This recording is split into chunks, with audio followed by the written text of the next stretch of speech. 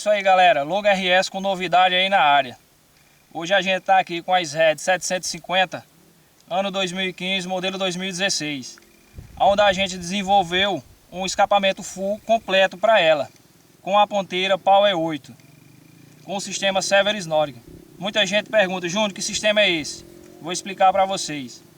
Esse é um sistema que você, dentro da cidade, até 3.000 giros, você terá um ronco super suave, você vai andar sem incomodar. Após você passar de 3.000 giros, você terá um ronco super agressivo comparado às motos de competições. Detalhe, galera, você terá um aumento de 8 a 9 CV a mais na sua moto com esse escapamento. Beleza, galera? Vamos fazer uma demonstração aí para vocês terem noção do ronco aí dessa máquina. Tranquilão? Abraço!